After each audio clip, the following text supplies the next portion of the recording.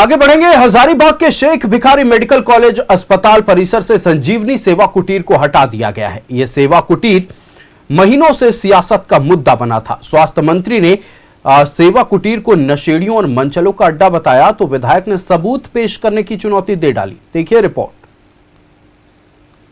संजीवनी सेवा कुटीर पर चला बुलडोजर, बीजेपी विधायक ने लगाया सेवा कुटीर।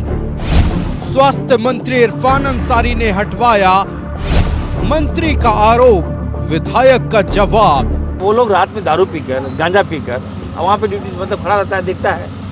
महिला भयभीत, डॉक्टर भयभीत, नर्स भयभीत। मैंने सदन में भी बोला था कि एक भी भाजपा का चिन्ह वहां आप दिखा दें तो मैं विधायक पद से इस्तीफा दूंगा। भरे सदन में एक आश्वी विधायक के सामने, स्पीकर महोदय के सामने भी बोला था।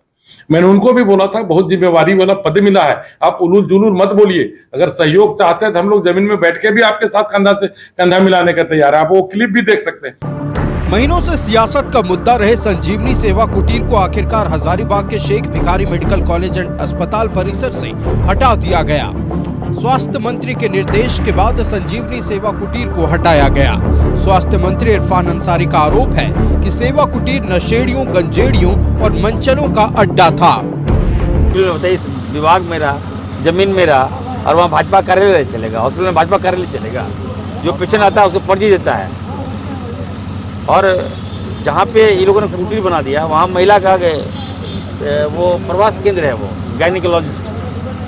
अब वो लोग रात में दारू पीकर, गांजा पीकर वहाँ पे ड्यूटी मतलब खड़ा रहता है, दिखता है।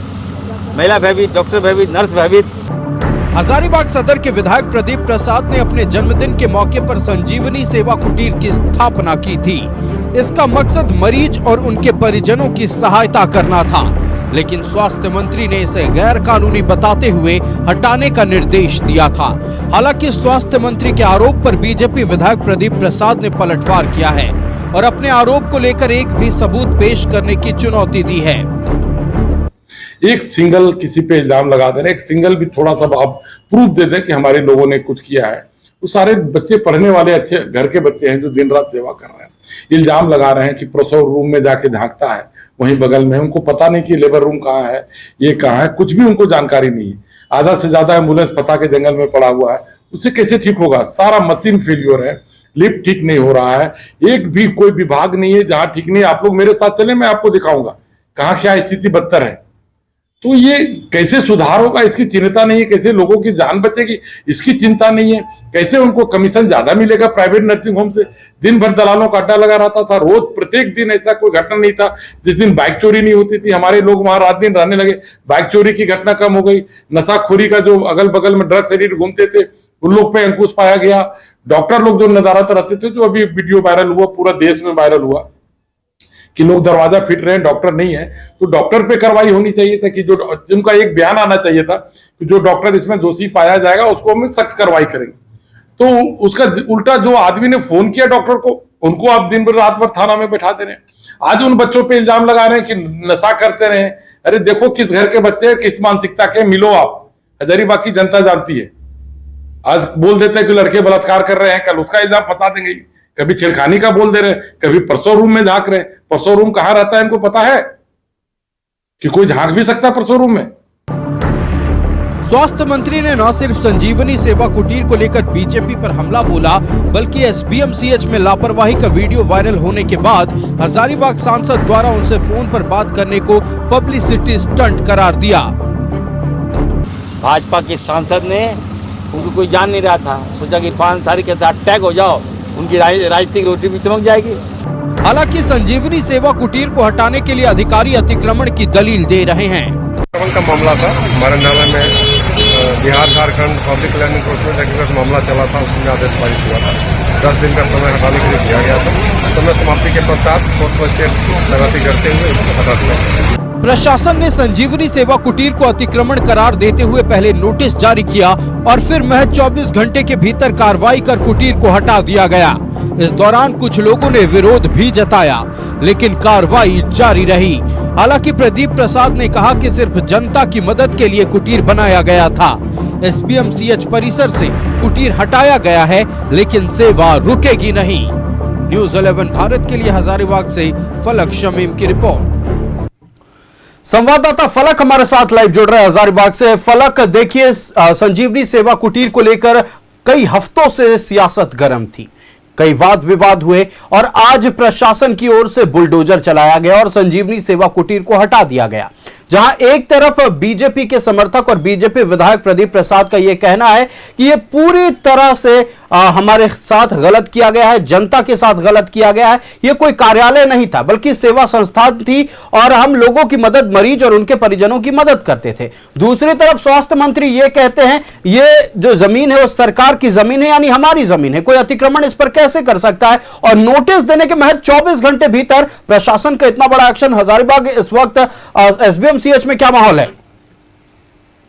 देखिए आयुष, सबसे पहले आज आपकी वस्तु स्थिति से आपको अवगत करा दे कि आज जिस तरीके से सुबह से ही माहौल तैयार हुआ कि आज एसबीएमसीएच में जो सेवा कुटीर है, संजीवनी सेवा कुटीर, इसे हटाया जाएगा। सुबह से हम लोग भी पहुंचे, हालांकि ये दोपहर के समय जो है वो क्रेन के माध्यम से इसे हटाया गया वहां से।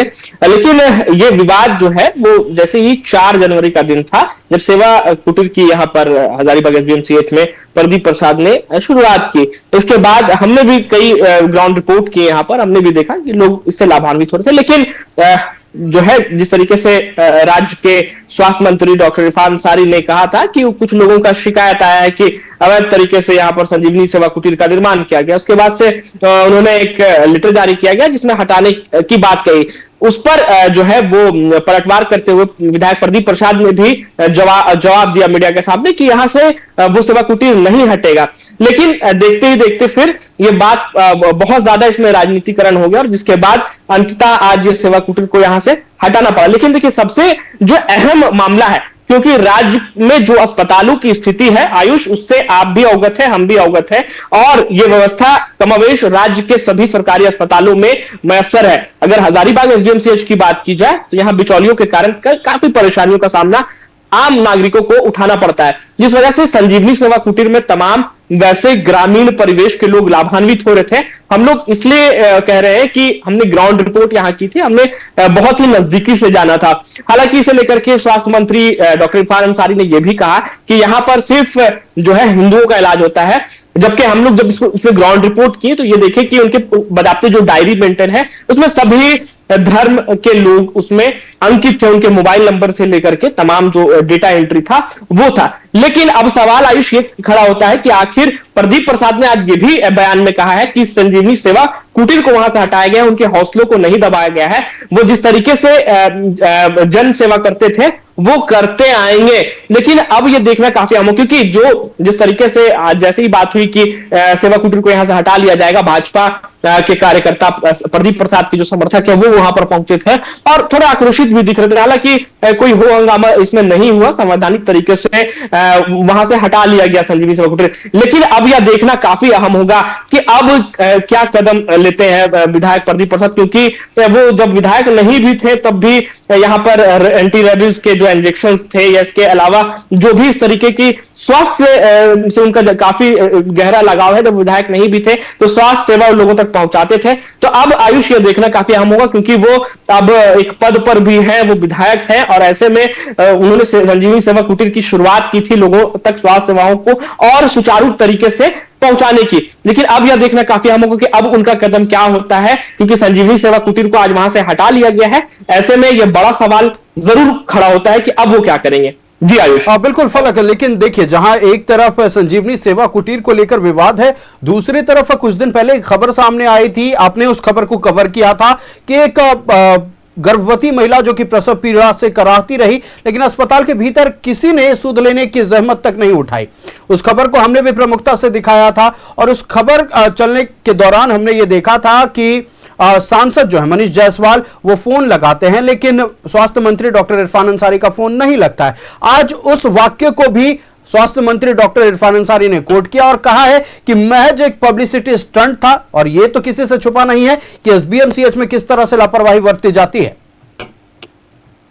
देखिए आयुष, ये दोनों बातों को मैं आपको बताना चाहूंगा कि जिस तरीके से वो खबर उठी थी, किसी का भी दिल जो है वो दहक जाएगा। जिस तरीके से प्रसूति के जो हस्बैंड है वो गर्भवती महिला के, जिस तरीके से वो दरवाजा पीटते रहे लेकिन दरवाजा खोलना तक गवारा अस्पताल के कर्मी नहीं जो है वो समझे इसकी अहमियत। और हमने ये भी आपको बताया कि उस दिन स्वास्थ्य मंत्री इरफान अंसारी से जो टेलीफोनिक बातचीत हुई थी, मैं आपको करेक्ट करना चाहूंगा कि सांसद की बात हुई थी इस पूरे मामले में, उन्होंने ये भी कहा था कि हम शो कॉज करेंगे और जांच के आदेश भी वो देंगे। और हालांकि शाम तक होते होते वो एक रिटर्न भी आया कि एसबीएमसीएच के जो प्रिंसिपल है उन्होंने एक लेटर जारी किया जिसमें वहां पर मौजूद जो नहीं थे सुपरिटेंडेंट और वो जो डॉक्टर जिनकी ड्यूटी थी महिला डॉक्टर की, उसके खिलाफ कारण बताओ नोटिस भी निकाला गया।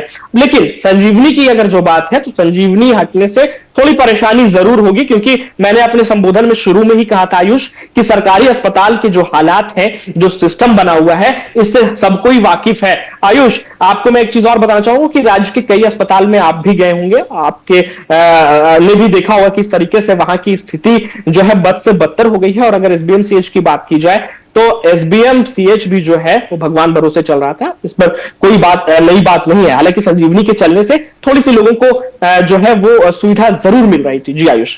हाँ बिल्कुल, देखिए संजीवनी सेवा कुटीर की ओर से सुविधाएं दी जा रही थी और खास तौर पर मरीज के परिजन ये कह रहे थे कि हमें किसी काम के लिए इंतजार नहीं करना पड़ रहा था, वहां जितने भी लोग थे हमारी मदद करते थे। ऐसे में अब जब विधायक प्रदीप प्रसाद का यह कहना है कि यह सेवा बंद नहीं होगी, अब सवाल यह खड़ा हो रहा है कि यह सेवा क्या अस्पताल के बाहर से चालू रहेगी या अस्पताल के भीतर ही कोई कैनोपी लगाने की तैयारी में है विधायक साहब?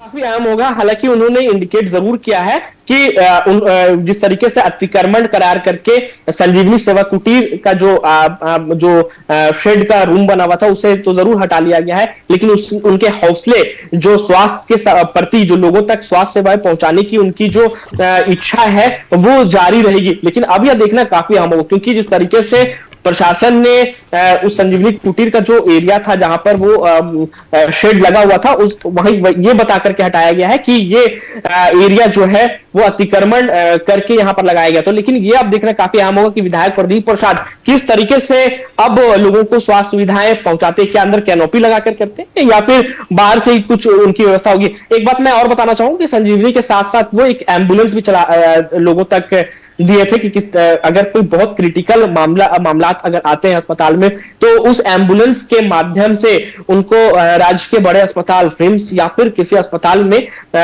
ले जाने के लिए रेफर अगर होते हैं जो मरीज, उन तक वो सुविधा देने के लिए एक एम्बुलेंस की भी सुविधा मुहैया कराई गई थी। जी आयुष। बिल्कुल फलक, आपका हमारे साथ जुड़ने के लिए और तमाम महत्वपूर्ण जानकारियां दर्शकों तक पहुंचाने के लिए बहुत धन्यवाद। तो कई हफ्तों से जिस संजीवनी सेवा कुटीर पर विवाद चल रहा था, आज प्रशासन के एक्शन में उसे हटा दिया गया। हालांकि विधायक प्रदीप प्रसाद का कहना है हमारे हौसले बुलंद है, हम झुकेंगे नहीं, हम जनता की सेवा करते रहेंगे। अब देखना यह है कि संजीवनी सेवा कुटीर को लेकर सियासत किस ओर करवट लेती है।